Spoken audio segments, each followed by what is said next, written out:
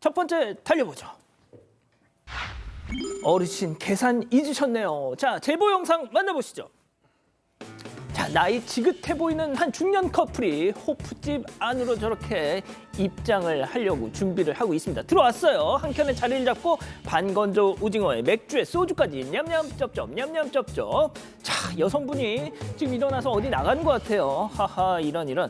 자, 뒤이어서 남성까지 저렇게 일어나서 터벅터벅한. 아, 이거 그냥 나가버리나요? 딱 봐도 천생연분 먹튀 커플. 그런데 즉석 만남이었던 걸까요? 뒤도 안 들어보고 서로 몇 마디 주고받더니 잘가 하면서 저렇게 쫙 제 갈 길로 찢어집니다. 자, 제보자 사장님이 말이죠. 이렇게 말씀하셨어요. 나이값은 좀 해야 되는 거 아니냐 하면서 말이죠. 네, 60, 70대 중년 커플인가요? 뭐 커플이 아닌가 알 수는 없지만 지난달 31일 충북 제천에 있는 호프집인데요. 60, 70대 두 분이 들어와서 음식을 먹었는데 금액은 그렇게 크지 않습니다. 한 2만 5,900원 정도입니다. 소주, 맥주, 뭐 반건조 오징어 시켜 먹고 30초 정도 되지 않아서 여성이 먼저 나가고 남성 따라 나가면서 가버렸다고 합니다. 그래서 이제 사장님 입장에서는 금액이 그렇게 크지 않기 때문에 그냥 넘어갈까라고 생각했는데 문제가 좀 생겼어요. 인근에 있는 식당에서 똑같은 비슷한 일이 일어났습니다. 인상착의는 비슷하고 2만 9천 원 정도 먹고 가버렸다. 근데 그분들인지 확인된 건 아니에요. 동일보험 확인된 건 아니지만 인상착의가 비슷하고 음식 먹은 다음에 이제 뒷문으로 도망가는 모습이 있었기 때문에 경찰에 신고를 했고요. 왜냐하면 그 금액도 금액이지만 저렇게 좀 먹튀를 하게 되면 장사하는 의욕을 잃게 되죠. 그런 부분 때문에 신고를 했고요. 돈 때문에 그런 건 아니다. 이런 사람들 절대 해서는 안 된다라는 생각에 제보까지 한 겁니다. 그렇군요. 알겠습니다. 자, 다음 또 이어가죠. 무시무시한 앞차입니다. 충격적인 제보 영상 만나보시죠. 자, 저 차 주목해 보세요. 한밤중에 고속도로에서 저렇게 저속 주행을 합니다. 옆 차선을 옮기니까 또 이제는 앞으로 와서 끼어드네. 자, 속도는 여전히 시속 15km 미만. 뒤로는 화물차들이 빵 경적 울리지만 그러든지 말든지 이번에는 그 앞을 가로막고 거의 멈춰 섰어요. 고속도로에서. 자, 차선 바꾸니까 또 앞으로 와서 깔짝깔짝대죠. 아, 맞고 또 맞고 맞고 또 맞고 피하면 맞고 또 피하면 또 맞고. 자, 이게 끝이 아닙니다. 갓길에서 이제 만납니다. 예, 언제 갓길에 서나요? 아, 지금 왔네요. 자, 난데없이 골프채를 들더니 차를 향해서 스윙, 이거 차를 쿵쿵 치고, 지금 뭐 하는 거예요 지금? 저 양반 왜 저래 저거? 유닛을 왜 때려? 자, 잠시 후 경찰이 와서, 경찰이 왔는데도 계속 자, 현행범이 체포됐는데요. 현행범도. 진짜 이런 시한폭탄 같은 인간들이 운전대를 잡고 산다니 좀 무섭습니다. 네, 차량 운전자의 딸이 제보한 내용입니다. 지난달 31일 어머니 차를 뒤따르던 차량이 상향등을 계속 번쩍이면서 따라붙었다고 합니다. 비켜주지 않았다는 이유였는데요. 그러더니 속도를 내서 차선을 바꾸더니 바로 앞으로 바짝 끼어들었다고 합니다. 이후 계속 진로 방해를 하고 심지어는 고속도로 한복판 2차선에서 멈춰서 버리기까지 했다고 합니다. 아이고야. 어머니도 차를 세울 수밖에 없었는데요. 차에서 내려서 창문을 두드리고 폭언을 하고 엄마 죽었는데 나보다 급하냐며 사과를 요구했다고 합니다. 어머니는 사실인 줄 알고 사과를 했는데 알고 보니 새빨간 거짓말이었습니다. 가해 운전자는 열린 창문으로 어머니의 회사 출입증도 훔쳐가고 주먹으로 어머니의 뺨도 때렸다고 합니다. 어머니에게 죽여버리겠다라고 한 것도 모자라서 가족들도 다 죽여버리겠다고 협박을 했습니다. 이 모든 게 갓길이 아닌 도로 2차선에서 벌어진 일이라고 합니다.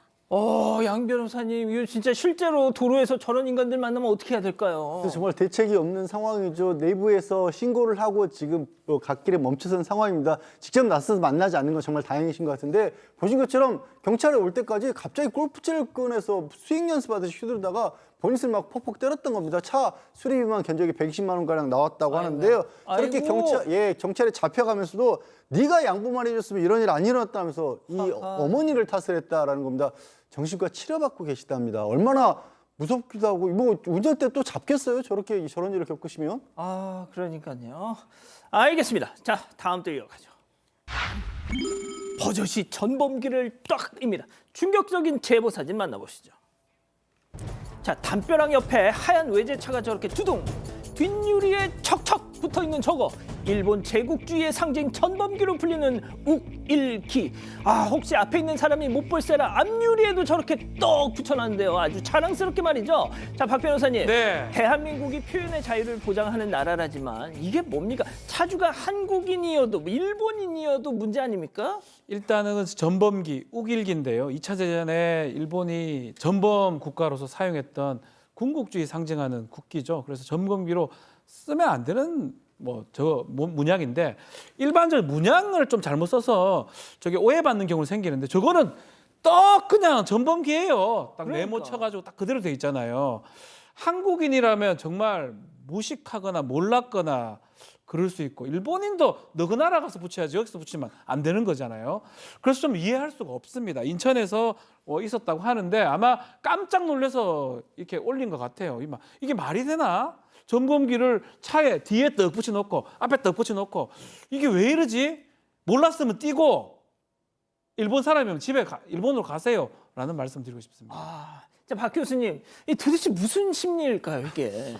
그러니까요. 뭐 이거를 약간 그냥 관심을 받고 싶은 건지 아니면 논란의 중심이 되고 싶은 건지 아니면 뭐 저게 디자인이 예쁘다고 생각하는 약간 그 개념이 없으시는 분인지 알 수가 없습니다. 저 전범기 아래서 전쟁 범죄가 이루어졌고 그 전쟁 안에서 얼마나 정말 무고한 많은 시민들이 잔인하게 죽임을 당했는데 그런 생각을 0.1도 안 하는 것 같은데 사실 전 얼굴이 너무 보고 싶은데 이게 지금 온라인 커뮤니티에 차 사진만 올라왔어요. 이제 얼굴 올라오시기 전에 빨리빨리 뛰세요.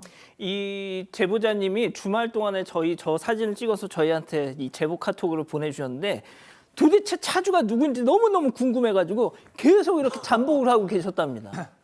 근데 못 찾으셨대요. 아유 참. 자, 다음 이어가죠. 먹긴 X가 성낸다더니 무슨 얘기일까요? 사방 가족께서 제보해 주신 영상 만나보시죠. 딸랑 선캡과 마스크로 중무장한 여성 입장. 자, 계산대에서 비닐봉지 한 장을 저렇게 꺼내오더니 자, 이 냉동실로 가 아이스크림을 그냥 이 손에 잡히는 대로 쑥쑥 좀 다 넣죠. 혹시 이 동네 큰 손일까요? 비닐이 그냥 터질라고 그냥 가득 찼는데도 계속 지금 집어넣고 있습니다. 마지막으로 정리를 하고 가방까지 저렇게 챙겨서 입구 쪽으로 가는데 그때 또 다른 손님들이 오니까 마치 계산이라도 하려는 척 저렇게 딴짓을 하고 있죠. 아유, 그러다가 이제 손님 딱 보더니 살피더니 그냥 휙 가게 밖으로 계산도 하고 나가버리는데요. 자, 아이스크림 많이 먹으면 살찝니다. 네, 지난 4월 부산광역시 부산 진구의 한 무인 아이스크림 매장에서 모자와 마스크로 얼굴을 가린 여성이 아이스크림 31개, 약 3만 7천원치를 훔쳐서 달아났습니다. 제보자가 경찰에 신고했는데요. 지난 5월 23일 한 여성에게서 내 아이스크림을 훔쳤다라는 전화를 받았습니다. 알고 보니 이 여성, 지난해 4월에 이 가게에서 어슬렁거리다가 검은색 비닐봉지 100장을 훔쳐서 이 사건 반장픽에 오늘처럼 보도된 기억납니다. 적이 있었습니다. 기억나. 네, 같은 해 12월에는 비닐봉지를 2차례 더 훔쳤고요. 범행 후 옆 가게에서 분식을 먹다가 CCTV를 보고 달려온 제보자에게 잡힌 사람이었습니다. 어허. 붙잡혔을 당시 제보자는 경찰에 신고를 안 하고 훔칠 비닐봉투 값으로 이 3만 원만 보상을 받고 그냥 보내줬다고 합니다. 그런데 여성은 작년에 3만 원을 준 게 너무 아까워서 그만큼 아이스크림을 가져간 거라고 말하면서 아무런 사과도 없이 이제 정신 차리고 왔으니까 합의를 해줘야 하지 않겠냐며 합의를 요구했다고 합니다. 아니 이게 무슨 소리예요? 아니 이게 게다가 도대체 무슨 초식이야 저도 이게? 무슨 얘기인지 잘 이해가 안 가는데요. 제보자분에 따르면 저 여성분이 동네 주민이랍니다. 그리고 뭐 형편이 어렵지도 않고요. 뭐 잘은 모르겠습니다만 입고 계신 옷들도 다 좋은 옷들이라고 합니다. 근데 이렇게 막상 들통이 나니까요. 또 이분이 경찰에 자기 친언니를 보내서 대신 자수하게 만들었다라고 합니다. 어이구야. 경찰에서도 이분 너무 죄질이 안 좋다라고 해서 아까 얘기했던 그 지난해 비닐봉투 사건 있지 않습니까? 그것까지 묶어서 지금 재판을 넘기겠다라고 하고 있습니다. 제보자분 입장에서는 아무리 말씀을 나눠도 죄의식을 전혀 못 느끼는 것 같고 손주까지 키우신다고 하는데 이러지 않았으면 좋겠다라고 제보해 주셨습니다. 왜 그래? 알겠습니다. 자, 마지막 사연으로 가보죠. 집안 분위기가 수상합니다. 자, 집단 지성의 판단을 받아보고 싶으시대요. 네, 시간 식구들 간의 다툼 때문에 마음이 편하지 않다는 막내 며느리의 사연입니다. 사연자의 시간은 큰딸인 시누이, 큰아주버님과 작은아주버님, 그리고 막내인 남편 이렇게 4남매가 있습니다. 이 중에서 작은아주버님 형편이 제일 좋은데요. 시골에 홀로 사시는 시어머니 집도 본인 명의였던 걸 어머니께 드린 거라고 합니다. 또 지난 겨울에는 작은아주버님 내외가 시어머니를 집에서 한 달가량 모신 적이 있었습니다. 그런데 이때 남매들이 집에 찾아온 적이 한 번도 없었어서 작은 형님이 서운하다고 토로한 적이 있었다고 합니다. 그런데 그 후 설에 큰아주버님과 작은 형님 사이에 다툼이 생긴 건데요. 큰아주버님이 어머니 모시는 걸로 생색내고 유세 떤다면서 그간 작은 형님에게 쌓여왔던 서운한 감정들을 다 쏟아낸 겁니다. 작은 형님은 삼시세끼 식사 챙기고 산책도 같이 하고 병원에도 모시고 다녔는데 생색 좀 내도 되는 거 아니냐고 말하면서 다투게 됐고 결국 화해를 하지 못한 채로 거의 연을 끊다시피 하고 자리가 끝이 났습니다. 그리고 시간이 흘러서 곧 시가 제사를 앞두고 있는데요. 최근 시누이가 지난번 다툼 때문에 서로 사이가 서먹하니까 이번에 큰 며느리랑 내가 시장에서 음식을 사서 제사를 지내겠다. 돈만 보내달라고 했다고 합니다. 사연자는 콕 집어서 자기도 오지 말라고 한 건 아니라서 안 가기도 불편하고 그렇다고 작은 형님만 빼놓고 가는 것도 불편해서 고민이라고 합니다. 그렇군요. 자, 기다리고 기다리셨던 부처 핸즈타임 유튜브 JTBC 뉴스 채널과 사건 반장 독립 채널에서 7천여 분의 가족 여러분들 함께하고 계신데요. 채팅창에 OX로 함께 참여해 보시죠. 오늘도 자아 대결입니다. 자, 제사에 그래도 참여하자는 자아입니다. 상이야, 박상이 미련한 거사. 이미 판세는 저쪽으로 기울었어. 장녀랑 장남내가 한 팀 먹은 거 아니야. 차남내가 앞만 잘라봤자 이미 장녀랑 장남이 손잡으면 명분에서 뒤진다 너. 잔말 말고 너도 저쪽에 붙어. 제사 준비해 빨리. 동그라미. 아, 좋습니다. 이 구도 아주 좋아요. 자, 제사 불참하자는 자입니다. 상이야, 박상이 미련한 거사. 사형제 중에 장남, 장녀가 한 팀. 그리고 차남 2대1이지? 그럼 뭐야? 막내인 너네가 캐스팅 보트를 쥔 거야. 너가 작은 형님한테 가면 2대2 동점. 작은 형님이 너 얼마나 고마워하겠니? 큰 신우랑 큰 형님 쪽 가봤자 덕 볼 거 하나도 없다. 거기 개털이야. 작은 형님네 붙어 X. 제가 좀 이 내용을 좀 극단적으로 구성해봤습니다. 자, 박 변호사님. 네, 실제로는 뭐 이렇게 지금 뭐 이렇게 머리 쓰는 그런 상황은 아닌 것 같고요. 맞습니다. 근데 문제는 뭐냐 하면 이제 결국은 만약에 안 가게 되면 2대2 구도가 되는 부분이거든요. 애매하면 다수로 이렇게 말하면 좀 아니지만 애매하면 갈등 구조로 안 가는 게 맞는 것 같아요. 만약에 안 가게 되면 정말 확실히 편이 갈려지기 때문에 애매하고 잘 모르겠으면 수동적으로 하는 게 좋아요. 그 수동적이 뭐냐면 지금 계속 제사를 했던 거잖아요. 안 가게 되면 이게 적극적으로 나오는 거거든요. 그렇기 때문에 애매하면 모른 채 하고 수동적으로 하십시오. 자, 양 변호사님. 예. 저도 뭐 편가르기 하자는 그런 의미는 아닌 거고요. 우리가 명절이나 제사의 가장 큰 미덕은 평소에 안 보던 사람들이라도 그때를 빌어서 만나게 하는 게 명절이나 제사의 큰 미덕이고 기능이라고 저는 생각하거든요. 제사를 빌어서라도 억지로라도 서로 만나게 해야 물론 나중에 더 싸우면 이제 그때 완전히 끝나겠지만 그 전 단계에서는 일단 만날 수 있게 모이게끔 분위기를 잡아주고 나중에 좀 작은 형님도 오십시오 이렇게 하지 일단 둘이 떨어지고 나잖아요. 그럼 저 집은 이제 끝입니다.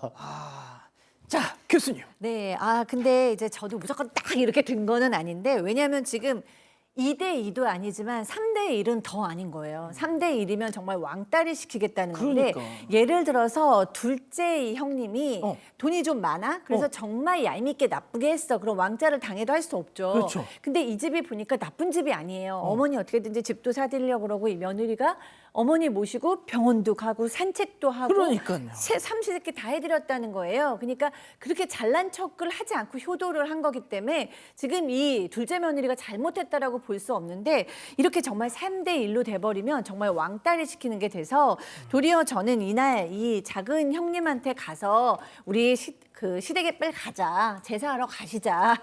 이렇게 노력이라도 하는 안 가더라도 그래서 뭔가 화해 액션을 피스메이커가 돼야 한다. 네. 그렇군요. 자, 우리 가족 여러분들 뭐라고 하실까요? 네, HC님은 사이 좋아지면 가겠다고 솔직하게 말하세요라고 하셨습니다. 그리고 군산 사는 남은땡님은 양쪽 다 가지 마세요라고 하셨고요. 퍼플앤블루님은 그들이 다투든 말든 제사 참석은 하는 게 나을 것 같습니다라고 하셨습니다. 아직도 구독을 안 했다고? 구독? 어떻게 하는데? 아이고 여기 누르면 된다. 여기 빨리 좀 눌러라. 빨리 눌러야겠다. 가족 여러분, 구독하기는 여기요.